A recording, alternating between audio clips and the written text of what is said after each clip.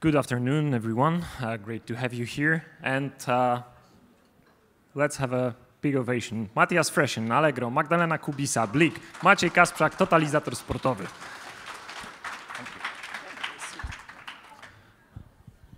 Building a competitive advantage.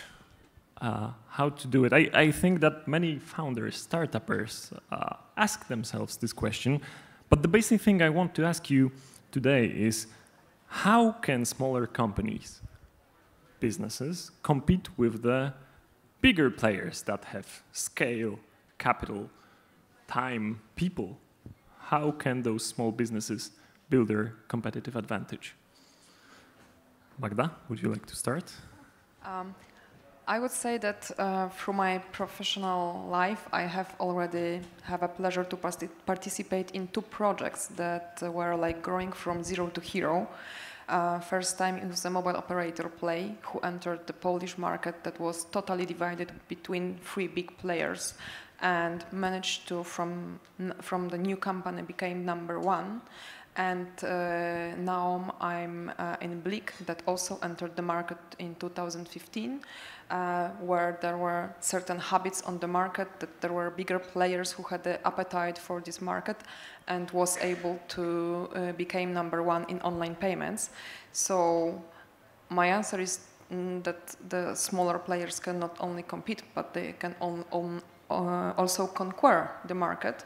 But that requires for sure a lot of determination and being consistent in following the strategy, invest in the product, invest in the marketing, invest in the education, but it is possible.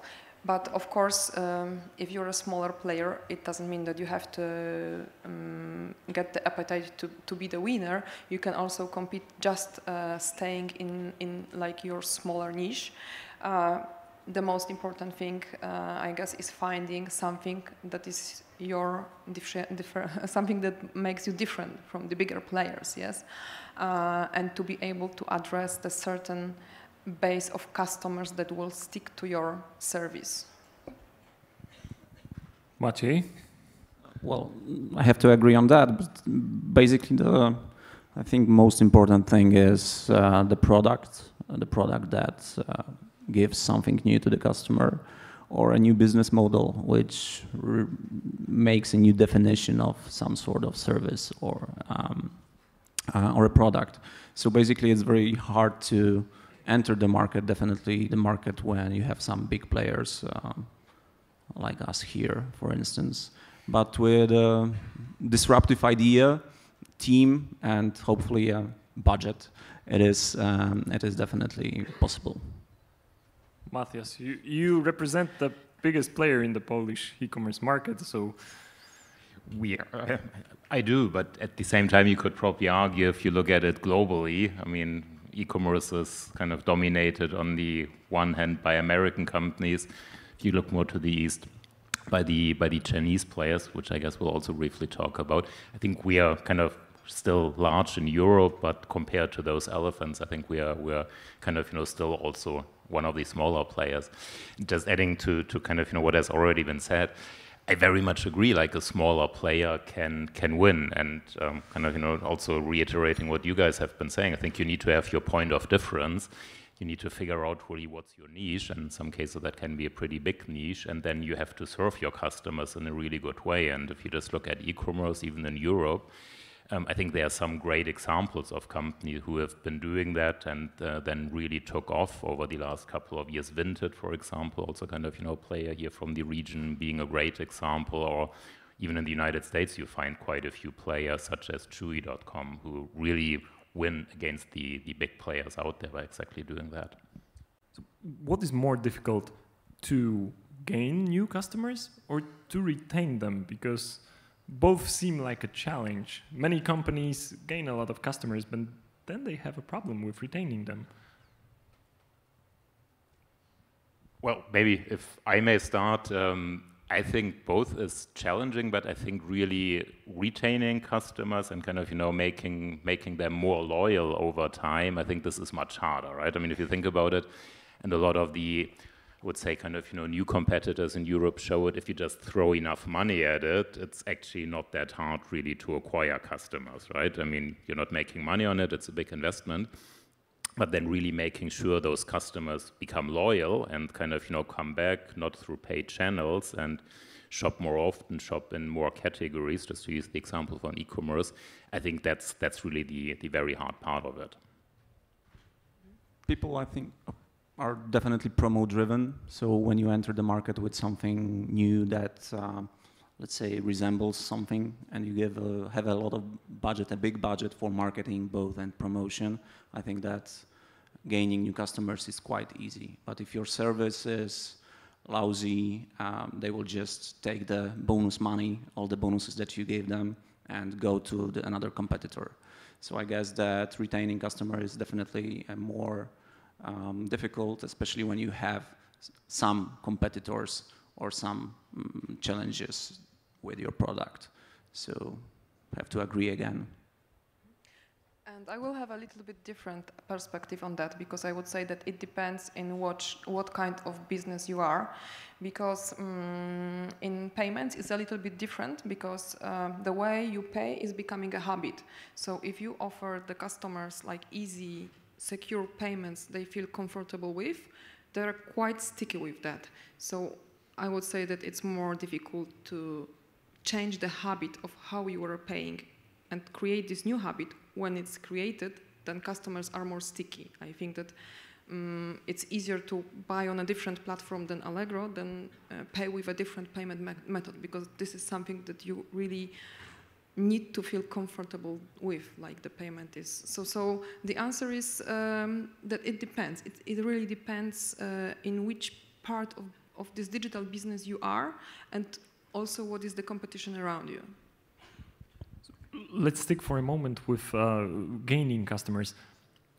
Marketing, pricing, technology, which one is the most important, or which one would you say that is the thing to pursue when building business in the first place? You mean specifically when you're after new customers, right? I would say definitely marketing, right? And kind of, reaching kind of, your target group in new ways. And I think they're kind of, that's also what a lot of the newer players, quite frankly, do very well, right? I mean, how they basically attract customers, especially younger ones, through social media. But then I think ultimately it's all of that, right? Also, if we kind of, think about once you got them, you must make sure they come back, and kind of, ideally come back through channels which are not as expensive, or ideally for free. And then I think it's all of those other elements, right? I mean, again, taking the example from e-commerce, and I think you've also said that like you need to have a great product. The way I would translate this into e-commerce is you need to have great selection, relevant selection. The more the better. You need to have great prices, and you need to have a great customer experience with all the aspects this has, from delivery experience to how your site works, the app works, how you kind of, then handle in case there are issues. And ultimately, I think it's kind of, the combination, and doing all of those things in combination very well. I would fully agree with what was mentioned. Product and user experience is, in my opinion, very important, but also all the other ingredients that Matthias mentioned, that you mentioned, are important, and you have to build like the pack of all of this. And maybe I will also add something that is behind the scenes, that is not that visible in the product or in what you offer to the customers, the secret ingredient that lays behind your company, like to keep this company mindset. Like I would quote here maybe one of the leaders that I met in my life, like keep the passion. That's important, that the team that is building the whole thing is passionate about the product, about the marketing, about all things connected with the product, and is open to change, is open to innovate, just not to become the big player like Nokia or Kodak, that we know the use cases, that they were not following the market trends and actually lose their position. So I think this is also important. So behind the scenes, to stay very engaged and dedicated to deliver the best possible solutions to the customers. I would only add one thing, because we have a funny, let's say, case of two products online. One, lottery business, it's highly marketed and widely known throughout the society, but we also run online casino, which is a product that you cannot market in any way. And I agree that marketing is crucial for gaining new customers. And when you have a product that you cannot market and you cannot even endorse with your main brand, I guess that we highly rely on word of mouth and all the tools that make our product as good as at least our competitors that we have, even illegally. So it also brings the conclusion that if you want to really build your position on the market, the quality of the product, the quality of the service, the quality of customer experience is crucial. You can put a high budget, but it will be budget blown only for empty, let's say, cause, because without positive word of mouth and positive experience, you won't get a marketing position, market position that you want to have. If I may also add to it, I also really like what you said, company and people. And I mean, ultimately, I think if there's one secret ingredient, I think it's probably the people, right? I mean, it's kind of, at the risk of making a general statement, the people you have in the company make all of that happen. I asked about the marketing because you've mentioned Chinese companies, and probably what differs them from the rest of the market is really aggressive marketing and pricing, right? And I'm wondering, there's a lot of discussion about those platforms right now. Should they be regulated, more regulated than others, etc.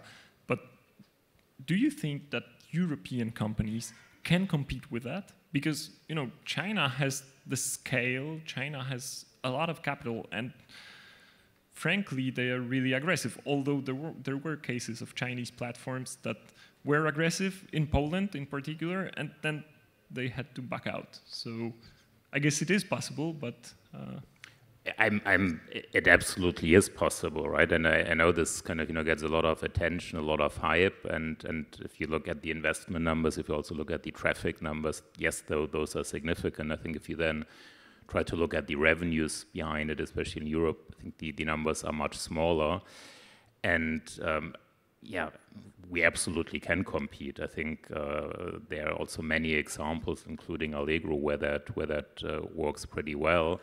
At the same time, we need to keep in mind today it's not necessarily a level playing field, right? And I think while we like competition, and I honestly mean that, I think it's good for consumers. I think it also kind of challenges each and every player to raise their own game.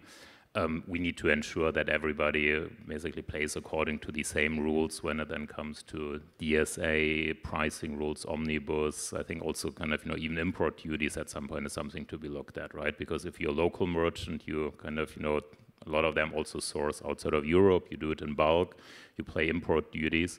With the rules, the minimus, you're not kind of, subject to it if it's below a certain threshold.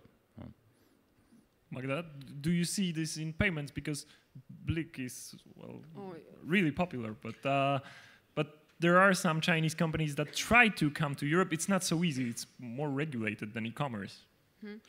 In payments, actually, we don't see that kind of aggressive attacks of these Chinese players. But of course, for example, Alipay is trying to expand to Europe in the first place to allow their customers to pay when they travel to Europe.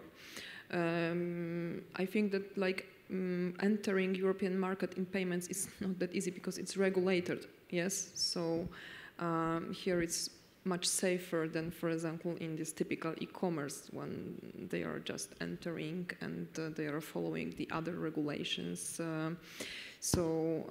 I think that for the e-commerce, the competition between the European players and Chinese players is quite unfair until it will be somehow regulated by our regulators. Maciej, I know that entering the market which you represent is even more difficult than payments, but any remarks on the Chinese competition? not Chinese, but basically in the whole Europe, you don't have a pan-European regulations. Each country has its own regulations of gaming, gambling business. And with that case, it means that some of the countries do not follow, let's say, the rules that are applies to your country, which means that the competition is here and it is aggressive because, for instance, it then doesn't follow the rule of non-marketing of online casino, for instance. So this is why I still have to add that service is the key, because, well, for our business, for the online entertainment business, I guess the main goal is to build a long-term, fair relation with the customer. And our company works like that for more than 60 years by building a long-term, fair relation with the customer.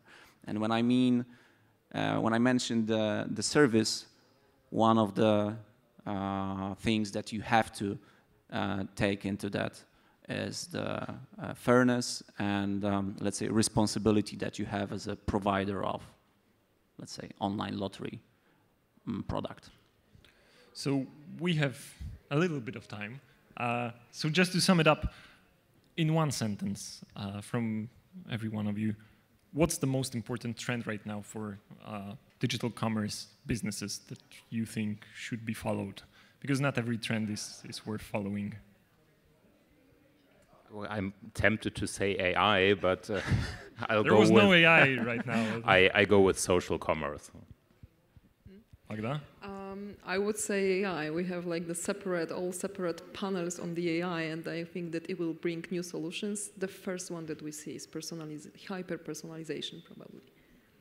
I would say that all that is connected to data and personalization of the offer and relation with the customer.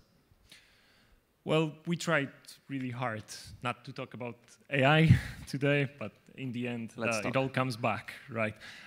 Thank you very much. Great discussion. Big ovation, please. Matthias, Frechen, Magdalena, Maciej. Thank you. Thank you very much.